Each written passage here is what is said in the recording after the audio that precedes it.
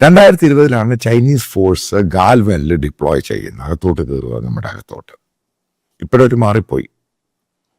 അപ്പൊ ഇതേ സമയം അതിനുശേഷമാണ് 2021 ബലൂച്ച്, അതായത് ഈ ബലൂച്ച് ലിബറേഷൻ ആർമി അവര് ഒരുമിച്ച് കൂടി നിന്ന് ഈ ചൈനക്കാർക്കെതിരെ അറ്റാക്ക് തുടങ്ങി ബലൂചിസ്ഥാനിൽ.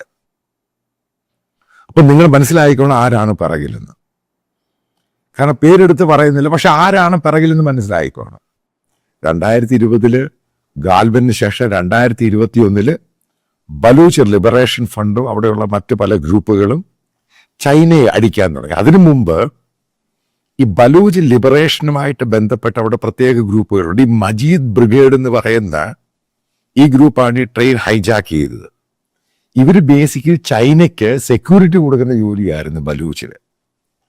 ഈ 2021-22 സമയത്താണ് ഈ വിഘടിച്ച് നിൽക്കുന്ന പല ഗ്രൂപ്പിനെ ഒരുമിച്ച് കൊണ്ടുവരാൻ സാധിച്ചു. അത് ബലൂച്ച് നാഷണലിസം ഇന്ത്യ പുറത്തോട്ട് കൊണ്ടുവന്നു. അതായത് ഒരു സൈഡിൽ നമുക്ക് പാകിസ്ഥാനുണ്ട്, അപ്പുറത്തെ സൈഡിൽ ചൈനയുണ്ട്. അപ്പം നിങ്ങൾ അന്നത്തെ ഒരു കാൽക്കുലേഷൻ നോക്കിക്കോണം.